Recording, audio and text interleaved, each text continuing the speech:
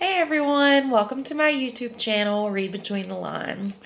My name is Chelsea, and first off, I just want to start out by saying thank you to everyone that subscribed 2 weeks ago to my channel and viewed my video on the Anthropocene Reviewed by John Green. You've definitely given me enough confidence to go ahead and make this next video. So I plan on releasing a new video every other Friday from here on out. I'll try my best to keep up with that schedule, but I am in school, so we'll see how it goes. For this week's episode, I want to talk about a book I just finished called Three Pianos, a Memoir by Andrew McMahon. Now, I Googled how to pronounce his last name correctly, and if it's not right, I'm sorry. I'm terrible with names. I'm just going to refer to him as Andrew for the rest of the book, or for the rest of the video. I want to start out by giving you a little bit of a backstory because, like most people, I was like, why does that name sound so familiar? It's because he was the front man for Something Corporate and Jack's Mannquin. Both his projects that he poured his whole heart into, we learn a lot about while reading this book. Andrew's also known for his work with the Dear Jack Foundation, which if you haven't heard of, now's a good time to pause the video and go look into it. Andrew is a cancer survivor himself, and the book talks about his journey through music, sickness, and love. So let's get started. All right, in chapter 3, Andrew says, "And the simpler days, when loved ones seemed invincible, would end." To me, this line sets up what is going to be a roller coaster of emotions for the rest of the book. And as a child, everything does seem a lot simpler. And our loved ones do seem invincible.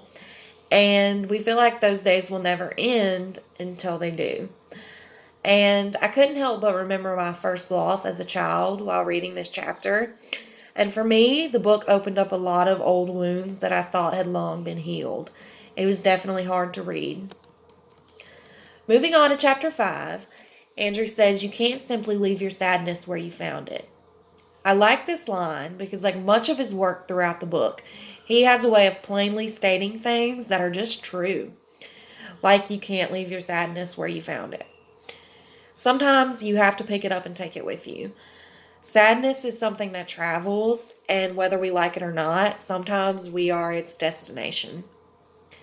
In chapter 7, Andrew states that if I've learned anything about the investigation of a memory, sometimes the facts are less relevant than the scenes we invent to protect ourselves from them.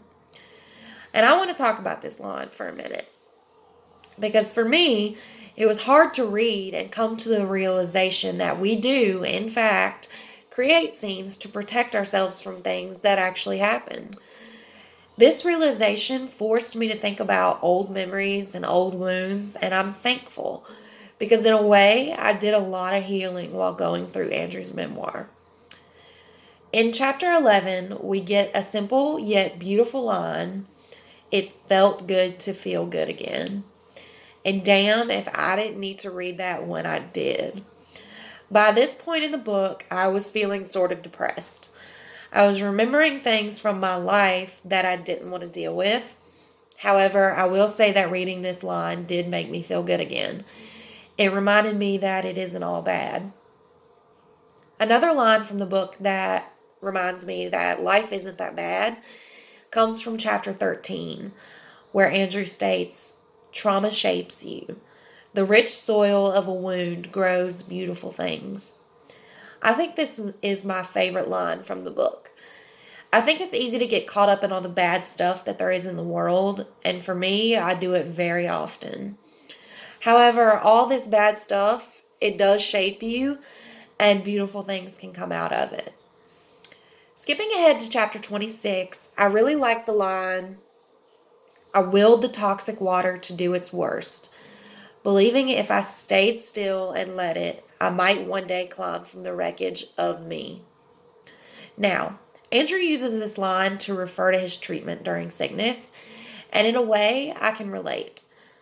Going through any sickness is hard, and coming out on the other side, changed but not sure who you are anymore, it's a hard path to go down, sometimes even harder than the sickness itself. And it's the hardest battle that I've ever fought, and I feel like it's not talked about enough. Yes, we can get better, but who are we once we are better? Who am I without the wreckage? It poses a lot of questions for me, and I really like that challenge. In chapter 31, Andrew says, "It was a whole lot of fun until it wasn't." And I can relate to that so hard. Going through my trials and tribulations of becoming sober, I spent a lot of time trying to pinpoint the exact moment that I wasn't having fun anymore, and it never really came. It was just a whole lot of fun until it wasn't anymore. And that sentence describes my life and my addiction so perfectly. The last line I want to talk about, I can also refer to my sobriety. And it's where Andrew states, "On the worst days, I gave in, looking for a rush to keep me level, only to find myself confronting a void that no rush could fill. We are who we are." And what a great line that is. The first sentence there describes exactly how it always felt to battle with addiction.